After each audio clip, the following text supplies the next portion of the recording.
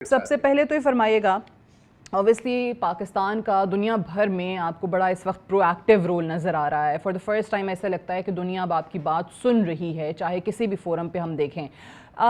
भारत का इस वक्त अपने आप को तमाम ऐसी ऑर्गेनाइजेशन से दूर करना, अलग करना जो कहीं चीन या रूस के ज़ेरे साया चल रही हैं या उनकी सरपरस्ती में चल रही हैं, SCO हो, ब्रिक्स हो, इससे आपको क्या लगता है कि भारत कौन से ऑब्जेक्टिव्स हासिल करना चाहता है? जी बिस्मिल्लाहिर्रहमानिर्रहीम। सादिया, इस वक्त this is not a normal Bharat जी। ये जो इस वक्त की जो डिप्लोमेसी या मिलिट्री एप्लीकेशन में फेलियर के बाद जो उसका डिप्लोमेटिक पॉलिटिकल अप्रोच है या जो रूट है वो डिस्टर्ब हो गया जी। This is an abnormal Bharat. कि वो भारत है जो एक न्यू नॉर्मल सेट करना चाहता था जी इस रीजन में। सेट क्या हुआ? एक न्यू एबनॉर्मल, और वो ये एबनॉर्मल है जो भी मैं जिसका जिक्र आपके सामने कर रहा हूँ।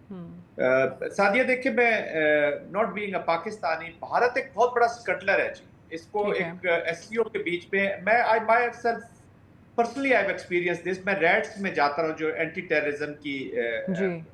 SCO का एंटी टेररिज्म का जो ग्रुप है जी, उसके बीच में I have been representing Pakistan, और हम यही एजेंडा सेट करते थे जी as a before the defence ministers. जो वर्किंग ग्रुप होता है, जो एजेंडा पहले आ जाते हैं, और ये एजेंडा ये नहीं होता कि एक दिन पहले या 2 दिन पहले हम्म। या वहीं बैठ के बनाया जाता है। इसके ऊपर बड़ा वर्कआउट होता है जी, पूरा काम हो रहा होता है, और पूरी स्टेट का अपरेटस उसके बीच में शामिल होता है। कि हमारे पास भी जब आता था तो हम ऑल इनपुट्स लेते थे जी पहले, ठीक। फॉरेन ऑफिस, स्टेट, हाँ, हर किस्म के।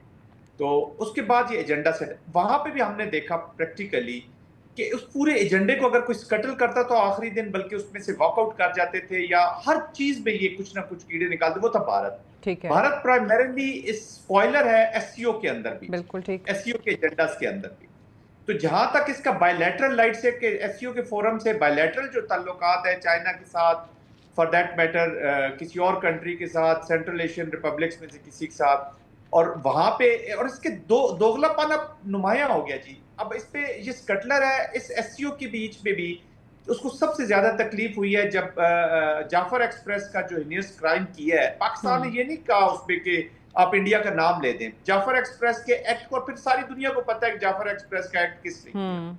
वो शामिल हो गया। ये पहलगाम को एक पूरी दुनिया में शशि तरूर की सिवाय अंग्रेजी के, वो सिर्फ इंग्लिश जो स्टाइल से वो बोलते हैं, उसके अलावा वो अपना भारत का कोई केस कहीं ले जा ही नहीं सकते। मैनी मीटिंग्स दे कैंसल्ड, बुरी तरह नाकाम होके आए हैं। उसके अलग आप देखें जो पाकिस्तान का वफद गया, वजह बिल्कुल। क्या है कि वो कामयाब दौरा करके, वजह क्या है कि उनका पूरा नैरेटिव झूठ पे बेस्ड था। और पाकिस्तान की कामयाबी का बेसिक पर्पस, वो जो रीजन हुई है जी। फॉर द सक्सेस, ये सच के ऊपर मबनी था। तो भारत एक मकार, झूठा और टेररिज्म, अब जिसके ऊपर उसने बेवकूफ बना लिया बहुत अरसा, क्योंकि उस वक्त मतलब दुनिया का ज़हन उन्होंने बना दिया अच्छा, था कि ये पाकिस्तान आपकी का। बात बिल्कुल ठीक है और ऐसा ही है। ऑब्वियसली ग्लोबल साउथ में भी इंडिया को एज अ स्पॉइलर देखा जाता है। बट मेरा मेरा सवाल अगेन ये है कि भारत इससे अचीव क्या करता है? मिसाल के तौर पे ब्रिक्स में जो डी डॉलराइजेशन की पॉलिसी है उससे वो खुद को दूर करता है। फिर SCO का जो पहला एलामिया था उससे भारत ने खुद को अलग किया। वो क्या था? इसराइल की, जिसमें मजम्मत की गई थी। फिर दूसरी चीज़ ये कल वाला हुआ, पहलगाम वाला, पाकिस्तान को नहीं जोड़ा गया, उस पर उसने साइन नहीं किए। तो ऐसी हरकतें करके जिनका आप भी जिक्र कर रहे हैं, what does India achieve actually? 3-4 मकासद अचीव करता है जी उससे।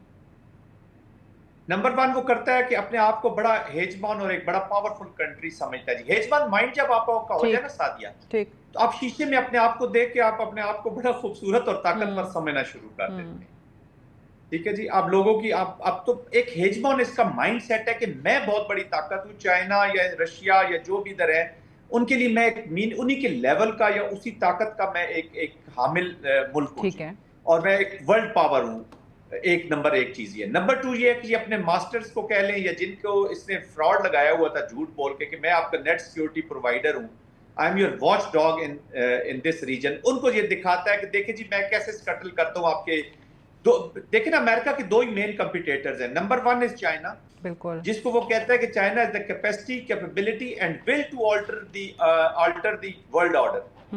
और दूसरा वो कहता है number 2 competitor is Russia, which has capacity and capability but they don't have the will to alter the world order. सिर्फ नंबर 2 इस वजह से वो हो जाता है। ये उनकी सिक्योरिटी जो स्ट्रेटजी है उसके बीच में ये डिफाइन चीज मैं आपको बता रहा हूँ। अच्छा, अब वो दोनों इस एससीओ के बीच में है। ये दोगलापन इसका ये है कि चाइना के साथ अपने ताल्लुकात शो भी करता है और उसको स्कटल भी करता है, रशिया के साथ शो भी करता है और स्कटल भी करता है। एक और एग्जांपल आपको मैं इसके दोगलेपन की और इसके दोगले चेहरे की बताता हूँ। इसी मीटिंग्स में, इसी चीज में जहां इजराइल के अटैक कंडेम किया गया है, वहां कंडेम नहीं कर रहा है इजराइल को, बिल्कुल, लेकिन ईरान को कह रहा है कि तुम मेरे स्ट्रेटेजिक पार्टनर हो।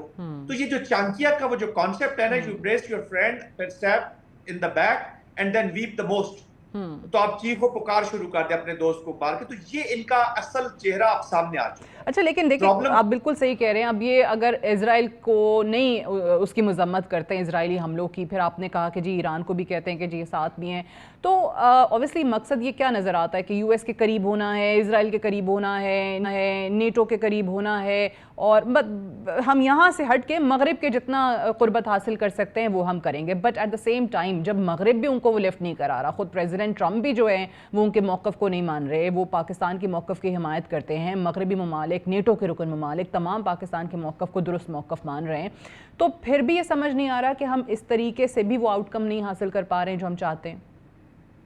देखिए सादिया, इस वक्त तो मैंने बताया ना, इस वक्त एक एबनॉर्मल भारत मौजूद है जी। It's not a normal India ना, कि जो अपनी डिप्लोमेसी, अपनी पॉलिटिक्स को पॉलिटिकल ऑब्जेक्टिव्स मूड के मुताबिक अचीव करते हैं। कि कोई भी स्टेट जब अपनी स्टेट के पॉलिटिकल ऑब्जेक्टिव्स को परस्यू करती है तो then there is a method to everything, वो हर चीज सोच के करती है। यहाँ पे अब ये इंडिया जो है ये सेफ्रनाइज्ड हो चुका है, ये आरएसएस और बीजेपी और इनके पॉलिटिकल ऑब्जेक्टिव्स को अचीव करने की कोशिश कर रहा है, और रॉ और उनकी आर्मी मिलिटेंट विंग बनते जा रहे हैं और प्रॉक्सी विंग बनते जा रहे हैं आरएसएस के। ये इंडिया के, भारत के विंग्स नहीं है, ये आरएसएस के एजेंडा जब परस्यू करते हैं, फिर झूठ पे आप जब चीजें चलाते हैं तो फिर दुनिया में आपको कभी कोई आप पे यकीन नहीं करेगा। आज मोदी पावर में है, कल कोई और पार्टी पावर में आ जाती है, वो अगर वहां पे इंडियन एजेंडा फॉलो करना शुरू हो जाएगी तो कौन इनके साथ डील करेगा? कोई पर्सनल रिलेशनशिप तो होती नहीं है इंटरनेशनल अफेयर्स में जी। They are not being taken seriously. फिर एक झूठ की एक दफा बोलते हैं आप, 2 दफा बोलते हैं आप, 5 साल 6 साल 10 साल, इट्स अ ह्यूज टाइम जी। 30 साल बहुत लंबा अरसा है झूठ बोलने का जी, और उसमें अपना साइकिल वो कंप्लीट कर चुका है। It has lost its currency. West के अपने बड़े इश्यूज हैं। देखें, इस वक्त मिलिटराइजेशन हो रही है पूरी दुनिया की जी। दुनिया देखे ना, 2% जीडीपी हुआ करता था, 2 से कम जो नेटो की कंट्रीज हैं अपने डिफेंस को जो देती थी, अब सादिया 5% पे वो लोग जा रहे हैं। तो जब यूके को देख लें, अपनी वो एक नई पॉलिसी लेके आ रहे हैं न्यूक्लियर की, जर्मनी को देख लें, पोलैंड को देख लें, कनाडा जैसा मुल्क $150 बिलियन के बजट की तरफ जाना शुरू हो गया, डिफेंस बजट की तरफ जी। तो पूरी दुनिया में मिलिटराइजेशन हो रही है, सीरियसनेस हो रही है। अब लोग अपने आप की सिक्योरिटी को सीरियस जगहों पे और जेन्युइन जगहों पे जोड़ना चाहेंगे, जहां से उनके सिक्योरिटी के जो इंटरेस्ट है वो गार्ड हो। सही है, क्योंकि यूएस ने उनसे हाथ खींच लिया है और तमाम ममालिक अब ये सोच रहे हैं कि यूएस पे जिस भी तरीके से अपना दिफा को रखते हुए सामने रिलायंस कम हम कर सकें वो करेंगे। ये बताइएगा, एससीओ की हमें भी बात कर रहे थे, तो पिछले दिनों ये भारत की इन तमाम हरकतों के बाद कुछ इंटरनेशनल मीडिया पे ऐसी खबरें भी जीनत बनी कि चाइना की तरफ से भारत को एससीओ से बेदखली के हवाले से भी सोचा जा रहा है। ये हो सकता है पॉसिबल? यस। आज आप अगर भारत का पूरा मीडिया आप कल से देखें जी, तो वो खसियानी बिल्ली खंबा नोचे एंड अंगूर खट्टे वाला पूरा मिसाल उनके ऊपर फिट आती है जी। माय अपॉलॉजीज, मेरी उर्दू शायद इतनी, लेकिन इनके ऊपर वो बिल्कुल नहीं, आपने सारे मुहावरे बिल्कुल जबरदस्त उर्दू में बोले। तो सादिया, वो आप इनका टीवी देखे, वो खुद बोल रहा है कि जी हमने उसको अभी भी शर्मिंदगी इनके, अभी मैं I am forgetting his name, अभी वो डीडब्ल्यू पे आज इंटरव्यू दे रहे थे, तो उन्होंने कहा कि जी ये बहुत शर्मिंदगी का मकाम है भारत के लिए। बहुत पुराने साथी हैं उनके, my apology just lost his missed his name. तो वो उन्होंने कहा, डीडब्ल्यू में इंटरव्यू है उनका, वो कहते हैं जी ये बहुत ही, हमने कभी सोचा नहीं था अपनी जिंदगी में कि भारत की इस तरह की डिप्लोमेटिक कंडीशन हो जाएगी कि वो एक वो बच्चा नहीं जो रो रहा होता, हर एक कपड़े खराब कर रहा होता किसी खाने में खा के, और हर कोई उसको परे धकेल रहा, जी उसकी हालत हुई हुई है जी। फिर राजनाथ साहब एक न्यू नॉर्मल करना चाहते हैं एससीओ में कि आप डिफेंस मिनिस्टर पाकिस्तान के बाद फिर दोबारा स्पीच कर रहे हैं, जो तो ही बस शट अप कॉल ही होती है ये डिप्लोमेटिक टर्म में। कोई आपको शट अप तो नहीं कहता, बट ये आपसे कर देते हैं अफसोस करके, या कि जी आपको उनको पर मौका नहीं मिला। ये वही राजनाथ है जो पाकिस्तान के हिस्से पे फेरना चाहता है, जो पानी का कतरा रोकेंगे। कहने का मकसद ये है सादिया कि India is being considered as a destabilising factor in the region. वो डिस्टेबलाइजर के तौर पर देखा जा रहा है। इंस्टेबिलिटी का फैक्टर इसके साथ जुड़ गया है, इंस्टेबिलिटी। और अमेरिका इसको देख रहा है। अमेरिका जब से इसका वो रंग उतरा है ना जी, राफेल इसने मरवाए हैं। इस वक्त आप जरा कंपैरिजन देखें जो चाइनीज इक्विपमेंट का और फ्रांस के जो शेयर्स डाउन हुए हैं। कल हम एक मीटिंग में बैठे थे, वहां समबडी टोल्ड अस कि उनके सीरियस शेयर डाउन हो गए हैं जी राफेल के। तो इन्होंने इतनी दुनिया को एम्बैरेस किया। तो अब अमेरिका को पता चल गया व्हाई टू इन्वेस्ट। तो इंडिया ने तो हमेशा पोर्ट्रे अपने आप को किया ही as US agent in the region है, और अब आपके सामने आप जिस तरह से बात कर भी रहे हैं, तो मुझे बताइए कि यूएस ऑब्वियसली तगड़ा क्यों कर रहा था इंडिया को to take on China in the region. अब वो किस तरीके से रिविजिट कर सकता है अपनी पॉलिसी को विज़ावी इंडिया? प्रेसिडेंट ट्रंप जो है, देखिए Sadia, you need to create stakes. कभी कभी आप अपने इकोनॉमिक्स में, सोशल में या अदर फील्ड्स में, डोमेन्स में ऐसे स्टेक्स क्रिएट कर देते हैं दूसरी स्टेट के साथ कि आप एक दूसरे के लिए लाजम मंजूम हो जाते हैं। और यू टेक एडवांटेज।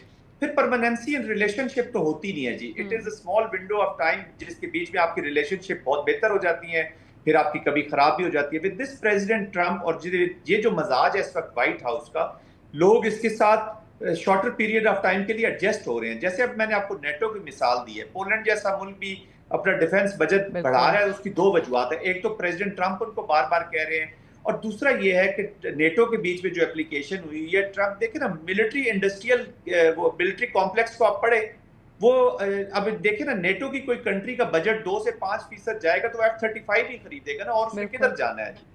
तो वो अपना मिलिट्री इक्विपमेंट उन्होंने बेचना है। आप दोजे अगर एटमी बेचनी है या F-35 न्यूक्लियर कैपेबल यूके ने लेना है तो वो अमेरिका से ही लेना है, और उसने कहां से लेना है? पोलैंड ने, नेटो कंट्रीज ने।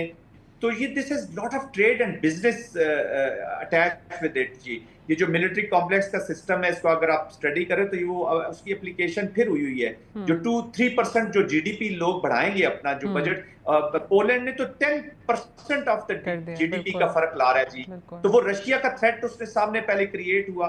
तो complex and very interesting situation. But unfortunately मेरे लिए जो सबसे दुख की घड़ी है, आई बीइंग मिलिट्री मैन, मैं ये कह रहा हूँ कि हमें जंग की कॉस्ट पता होती है जी कि क्या होती है, सोशो साइको इकोनॉमिक कॉस्ट क्या है एक मुल्क के लिए, कि ये चीजें जो है मिलिटराइजेशन बहुत ज्यादा बढ़ना शुरू हो गई है। एंड जब मिलिटराइजेशन बढ़ेगी तो कॉन्फ्लिक्ट भी बढ़ेगा ऑफ कोर्स, क्योंकि दूसरे जो मैकेनिज्म, अच्छा फिर जो कॉन्फ्लिक्ट मैनेजमेंट और कॉन्फ्लिक्ट मैकेनिज्म्स है मैनेजमेंट के, यूनाइटेड नेशन होगी, ये इदारे अपनी क्रेडिबिलिटी ट्रंक्वेटेड है, अपनी क्रेडिबिलिटी भी लूज कर रहे हैं, और इनकी वो कहते हैं ना ताकत और हिम्मत जवाब देगी जी। तो इट इज यूजलेस इदारे बनते जा रहे हैं, तो कॉन्फ्लिक्ट फिर बढ़ेगा। तो माइट इज राइट का कॉन्सेप्ट आ जाएगा। मैंने इसी जिंदगी में कभी नहीं सोचा था सादिया के, पिछले दिनों में एक चैनल पे था जी, मैं एक बीपर कर रहे थे, वो थोड़ा सा लॉन्गर बीपर हो गया, घंटे से ऊपर। उसमें हमने शुरू किया जो कतर के ऊपर अटैक हुए जी, उसके एनालिसिस कर रहे थे कि सिचुएशन खराब होगी, और उसी बीपर के दौरान ही, बीपर के एंड में हम जनाब जो सीज फायर हो गया और उसके ऊपर डिस्कशन कर रहे थे। तो इन 1 or 2 hours ऑफ कोर्स वो पहले कोरियोग्राफ हुई होंगी चीजें, सब कुछ चल रहा होगा, बट वी वर अनअवेयर्ड। और उसी 1.5-2 घंटे के अंदर अंदर हम we were discussing the ceasefire, और सारे मैंने उन्हें कहा जी कि आई एम सॉरी, जो हमें देख रहे होंगे वो भी कहेंगे कि किस तरह के एनालिस्ट हैं, अभी कुछ और कह रहे थे, तो अभी हम क्या करें। हालात ऑब्वियसली इतनी तेजी से तब्दील हो रहे हैं आहिस्ता आहिस्ता। हर वक्त बाखबर रहना वक्त का तकाजा है, बर वक्त बाखबर रखना हमारा फरीजा है। अभी सुनो न्यूज़ के YouTube चैनल को करें सब्सक्राइब, बेल आइकन पर करें क्लिक, और मुल्की और गैर मुल्की खबरों से रहें बाखबर, यकीन के साथ।